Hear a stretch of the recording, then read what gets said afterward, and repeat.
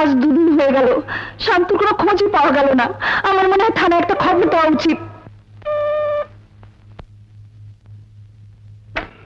Hello, আপনাদের ছেলে moonlight হোটেলে মদ খেয়ে ফুর্তি করছে। ঠিক বলছেন, মুনলাইট হোটেলে শান্ত আছে? ঠিক আছে, আমি এক্ষুনি আসছি। আমি যাব না, আমি গিয়ে নিয়ে আসছি।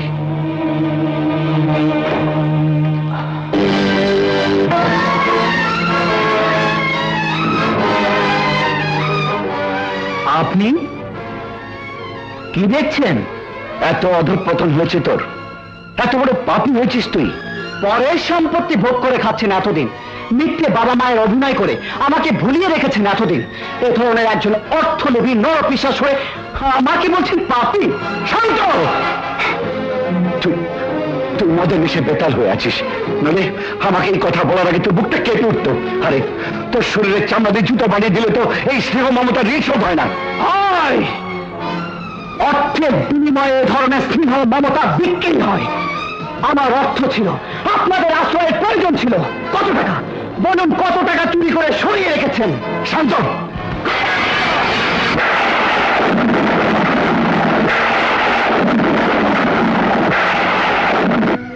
পারবি পারবি ওই ভাঙা বোতলটা আমার বুকে আঙুল বিটিয়ে দিতে? নেই তাহলে এই মুহূর্তে মৃত্যু হবে আমার উপযুক্ত প্রাপ্য। আমি চোর, আমি আমি টাকার বিনিময়ে স্নেহ মমতা বিক্রি করেছি। আমি নরপিশাচ স্বার্থপর। আমার আমার আর বেঁচে থাকার কোনো লোভ নেই। 7 দিনের সময় দিলাম, যা পারেন লুটে পুটে নিয়ে যান। আমি মনে করব ওই টাকা দিয়ে আমি কাঙ্গাল বসিয়েছি।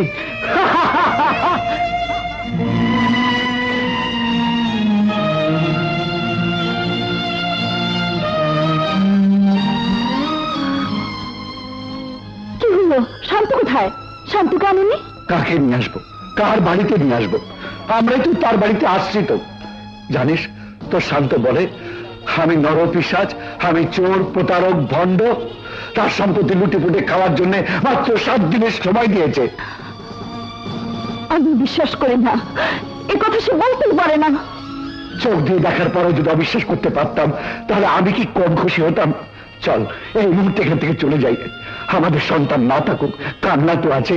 আমাদের বাড়ি না থাকুক, বস্তি তো আছে। গাড়ি না থাকুক, রিক্সা তো আছে। চল। না, আমি তার কাছে যাব। কি শুনতে যাবি? নতুন কি শুনতে যাবি? মা কাকে বলে এই কথাটা শুনতে যাব, নইলে আমার নারী জীবন ব্যর্থ হয়ে যাবে।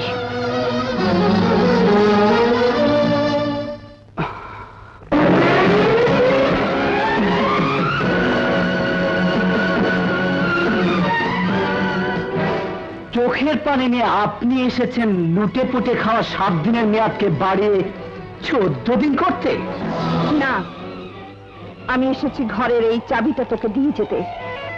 আমি এসেছি একদিন মিছিমিছি তোকে যে স্নেহ মমতা দিয়েছিলাম, সেই মিথ্যেটুকু স্বীকার করে যেতে। আমি এসেছি নারী জীবনের সবচেয়ে আকাঙ্ক্ষিত মাতৃত্বকে তোর অপমান দ্বারা লাঞ্ছিত করতে। একবার ছোটবেলায় আমাকে ভুলে থাকার জন্য তোকে একটু থাপ্পড় দিয়েছিলাম।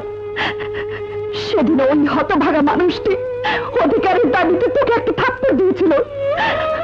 আজ কাল পেতে দিলাম, 2টি থাপ্পড়ি ফিরিয়ে দে, ফিরিয়ে দে, ফিরিয়ে দে, ফিরিয়ে দে। তুই কাঁদছিস কেন? কাঁদছিস কেন তুই? হাতে এখনো শক্তি আছে, বোঝা টানতে পারবো। পায়ে এখনো জোর আছে, রিক্সা ফেলতে পারবো। সন্তানের জন্য শুধু আমাদের তালাদার গাড়ির প্রয়োজন ছিল, সেখানে সন্তান শেষ হয়ে গেছে রে।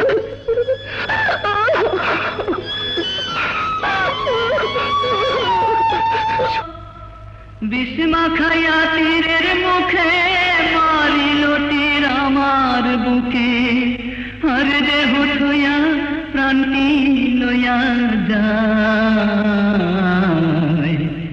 আমার অন্তরায় আমার কলি যায়, আমার অন্তরায় আমার কলি যায়। প্রেম সেল বিন্ধিল বুকে, প্রেম সেল বিন্ধিল বুকে, মরি হায় হায়। আমার অন্তরায় আমার কলি যায়, আমার অন্তরায় আমার কলি যায়।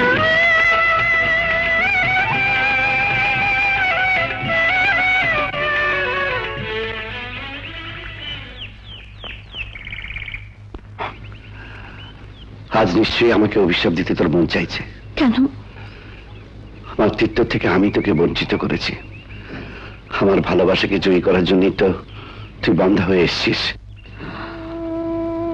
মেয়ের আগে স্বামী চাই, তারপর সংসার, তারপরে তো সন্তান। আমার স্বামী সংসার দুই আছে, সন্তান তো কি হয়েছে? এটা কি তোর মনের কথা?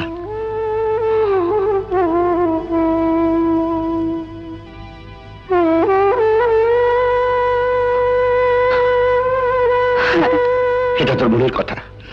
এটা যদি তোর মনের কথা হয় তাহলে হেসে হেসে বল, বল হেসে হেসে।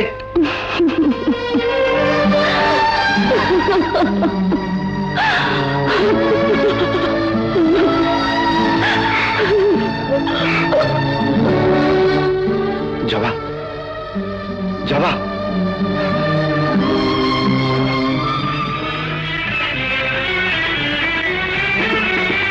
প্রথম যৌবনের বালা আমারে পাইয়া গলা, প্রেম শিখাইয়া গেল ছাইরা গেল গো, জ্বালাইল যে প্রেম আগুন, জল দিলে তা বাড়ে দ্বিগুণ। এই ওষুধগুলো নিয়ে আসুন, দাম একটু বেশি পড়বে। তা হোক ডাক্তার সাহেব, আপনি আমার স্ত্রীকে সুস্থ করে তুলুন। যত দামি ওষুধ লাগে আমি ঠিকই নিয়ে আসবো ডাক্তার সাহেব, আমি ঠিকই নিয়ে আসবো। জ্বালাইল যে প্রেম আগুন, জল দিলে তা বাড়ে দ্বিগুণ। এখন আমি কি করিও পাই, আমার অন্তরায় আমার কলে যায়, আমার অন্তরায় আমার কলে যায়।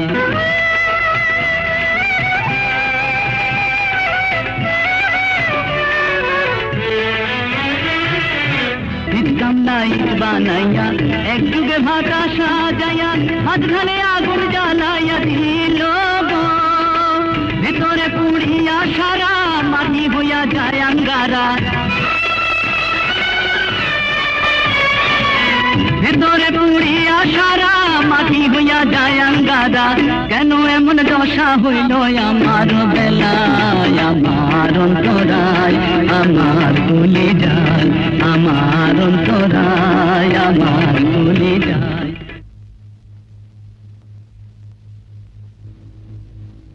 পানি।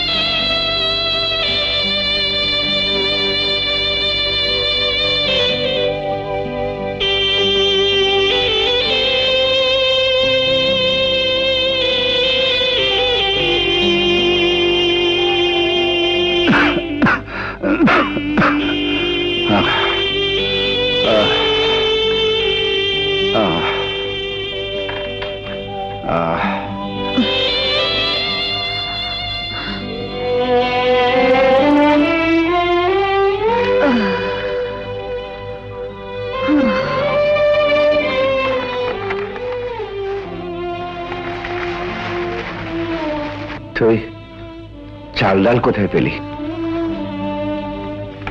কামাই করে এনেছি। তুই তুই কামাই করেছিস? তুমি তো অসুস্থ, তা না হলে আজ খাবে কি? ওরে, এই চামড়াটা গন্ডার মতো পুরো, তাতে কোনো সন্দেহ নেই। এতে পাবলিকের অপমান সইবে, সন্তানের অপমান সইবে, কিন্তু স্ত্রীর অপমান সইবে না। আমি কি মরে গেছি রে, যে তুই আমাকে কামাই করে খাওয়াবি? এই অসুস্থ শরীর কোথায় যাচ্ছ? ভয় নেই, আমি মরবো না। মানুষগুলো এত সহজে মরে না রে।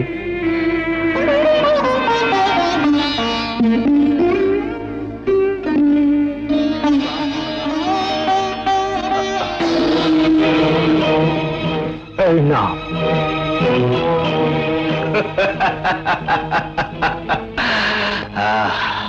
চেম্বার অফ কমার্সের প্রেসিডেন্ট সাহেব নাকি? মালাটা কি তাহলে এই রাস্তায় এনে দেবো? হ্যাঁ?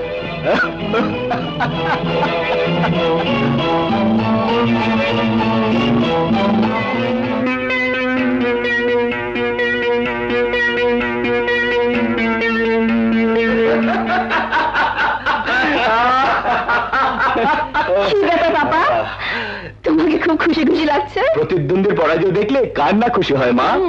ওই সাজ্জাদ হোসেন আছে না, চেম্বার অফ কমার্সের ইলেকশনে আমার সাথে কন্টেস্ট করতে চেয়েছিল, আজ দেখি রাস্তায় রিক্সা চালাচ্ছে। ওই রিক্সা চালকটি হচ্ছে শান্তর বাবা। শান্তর বাবা? হ্যাঁ, শান্তর বাড়ি থেকে বিতাড়িত হয়েছে।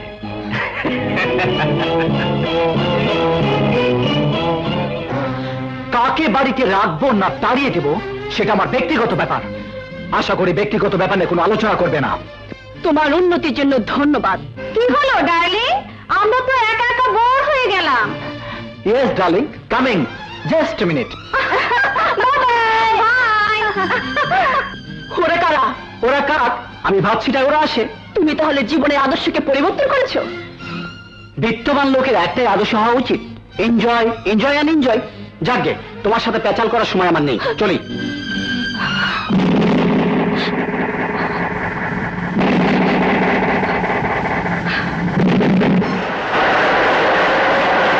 বিত্তবান লোকের একটাই আদর্শ হওয়া উচিত, এনজয়, এনজয় অ্যান্ড এনজয়।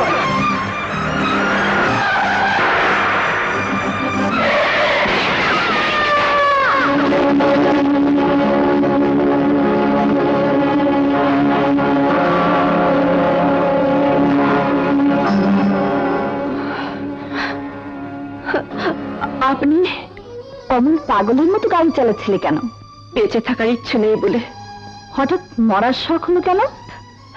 আপনাকে আমি সবকিছু বলে বুঝাতে পারবো না, শুধু এইটুকু বলতে চাই, আমি নারী জাতির কলঙ্ক।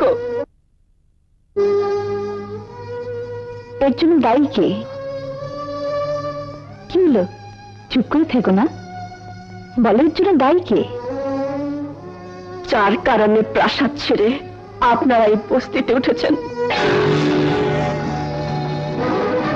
তুমি কি বলতে চাও? শান্ত? শান্ত? হ্যাঁ, আমি প্রতিজ্ঞা করেছিলাম জীবনে কোনো দিন কোনো কারণে তার সামনে গিয়ে দাঁড়াবো না, কিন্তু চোখের সামনে তোমার মতো একটা মেয়ের জীবন নষ্ট হয়ে যাবে, তাও তো হতে পারে না। আমি নারী, নারীর মমত্বটুকু বুকে দিয়ে মা হয়ে নয়, একজন প্রতিবাদী নারী হয়ে তার সামনে গিয়ে দাঁড়াবো, তাকে জিজ্ঞেস করব একটির পর একটি অন্যায় করার লাইসেন্স তাকে কে দিয়েছে? আমার উপর প্রতিশোধ নেওয়ার জন্যই বুঝি বানোয়াট গল্প সাজিয়েছেন? তানি নামে কোনো মেয়েকে আমি চিনি না, তার সাথে সম্পর্কে কোনো প্রশ্নই ওঠে না। মেয়েটিকে তুমি গ্রহণ করবে কিনা বলো। ব্ল্যাকমেল করতে এসেছেন? এই মুহূর্তে এখান থেকে চলে যান, নইলে দারোয়ান দিয়ে বের করে দিতে বাধ্য হব। সেটুকুই বাকি আছে, আমি এর শেষটুকু দেখতে চাই। দারোয়ান, বাড়ির ভিতরে আজেবাজে লোক ঢোকে কি করে? গেটের বাইরে বের করে দে।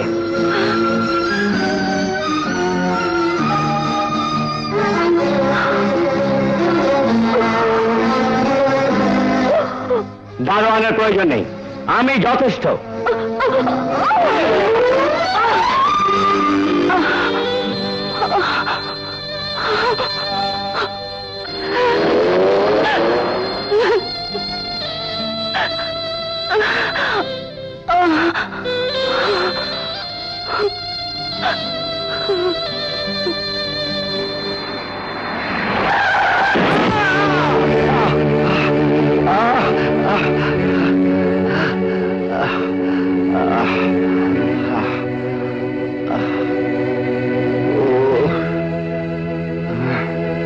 কোনো হাসপাতালে গিয়ে চিকিৎসা করিয়ে নেবেন।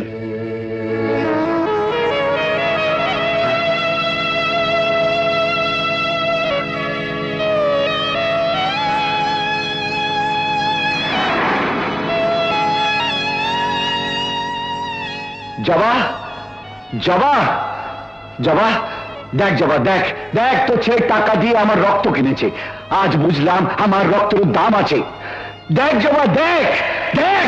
সুখের মাঝে দুঃখের রাগিনী, এর নাম জেনেছি জীবন কাহিনী।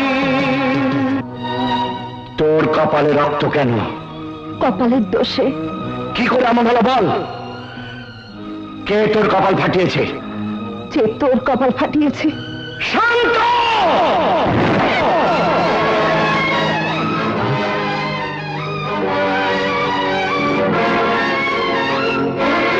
শান্ত সাহেব, এটা আমার স্ত্রীর রক্ত, যা আপনার কারণে ঝরেছে। বলুন এর কি মূল্য দেবেন? কি চান আপনি? একটা জীবন, সামান্য একটা জীবন, যাকে আমরা তেলে পুষে বড় করেছিলাম, যার ভিতরে মনুষ্যত্বের বীজ আছে। হ্যাঁ, তুই তুই সে অমানুষ। আজ আমি তোকে ক্ষমা করব না, কোনো অভিমান বুকে নিয়ে এখান থেকে ফিরে যাব না।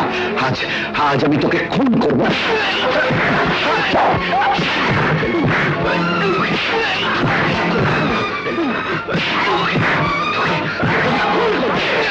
দেখুন দেখুন ইন্সপেক্টর সাহেব, আরেকটু দেরি হলে ওকে মেরেই ছেড়ে দিন, আমি ওকে শেষ করে ফেলবো। আপনাকে অ্যারেস্ট করা হলো, চলো।